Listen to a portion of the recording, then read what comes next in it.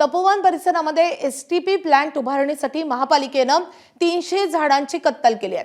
प्रशासनानं 7000 झाडांची नव्यानं लागवड केल्याचा दावा केलाय।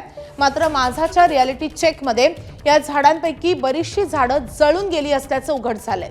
एकीकडे महापालिका 15000 झाडांची लागवड झाल्याचा दावा करत असताना प्रत्यक्षात झाडे टिकतील की नाही आणि प्रत्यक्षात एवढी झाडं लावली गेली आहेत का या प्रश्नावर पर्यावरण प्रेमींनी चिंता आणि संताप व्यक्त केला आहे।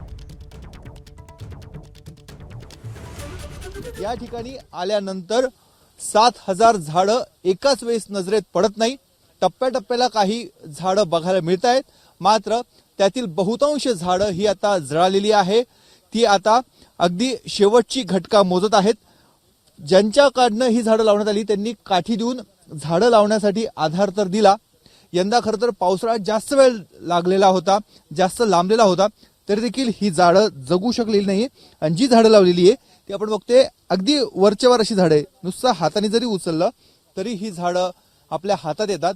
यात बहुतांश झाडं ही आंबा, जांभूळ अशी देशी झाडं जरी असली तरी देखील झाडं जगलेली नाहीये।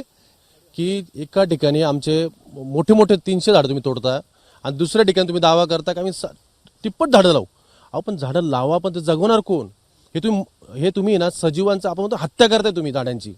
ही एखादी हत्याच आहे तुम्ही। मी तर हा दावा करेन यांनी हत्या केली। हे बघा, हे झाडं मरून गेलेत अक्षरशः, हे काठ्या फक्त जिवंत राहिल्यात। मग कुठला दावा करते महानगरपालिका प्रशासन की आम्ही झाडं लावू, आम्ही जगवू? आणि नाशिकला जे म्हणजे 15000 आता ते तपोवन झाडं पण 1700 झाडं तोडतात, त्याच्यात 15000 झाडतोय। अहो सर, झाडं लावाल पण जगवणार कोण? तुमचं जगवण्याचा रेशो नाही राहिलेला आहे। ह्याच कारणामुळं नाशिक महानगरपालिकेवर नाशिककरांचा भरोसा राहिलेला नाहीये। खड्डा केला, मोठा खड्डा केला तरी तर झाडं जगतील असं नाहीये। पण मूळ वस्तुस्थिती कोणत्याही झाडाला बघा, हे 1 किंवा 2चा विषय नाहीये। हे झाड उपटून माझ्या हातात आले म्हणजे मी एक गोष्ट ठराविकपणे सांगू शकतो ठामपणे की ही झाडं लावताना विवेक हरवला आहे। खड्डा ज्या मापाने इथे घेतलं पाहिजे शास्त्रीय पद्धतीने खड्डे घेतलेले नाहीये। दुसरं, काही प्रजाती देशी आहेत, बाकीच्या विदेशी प्रजाती आहे। तिसरं, ही झाडं जगवण्यासाठी जे काही मेंटेनन्स करायला पाहिजे होतं तोही केलेला नाही। त्यामुळं 70-80% झाडं इथे मेलेली। त्यामुळे प्रशासनाकडनं एखादी चूक होऊ शकते, हे मान्य करूच शकतो आपण, पण ही चूक नाही तर हा ठरवून केलेला भ्रष्टाचार आहे। त्यामुळे कुंभमेळ्याच्या निमित्तानं होणारी वृक्षतोड, कुंभमेळ्याच्या निमित्तानं होणारी विकास कामं पुन्हा एकदा वादात सापडली आहे आणि त्याला कारण ठरलंय नाशिक महानगरपालिका प्रशासनाचा कारभार। कॅमेरामन किरण कटारेसह मुकुल कुलकर्णी, एबीपी माझा, नाशिक। एबीपी माझा, उघडा डोळे बघा नीट।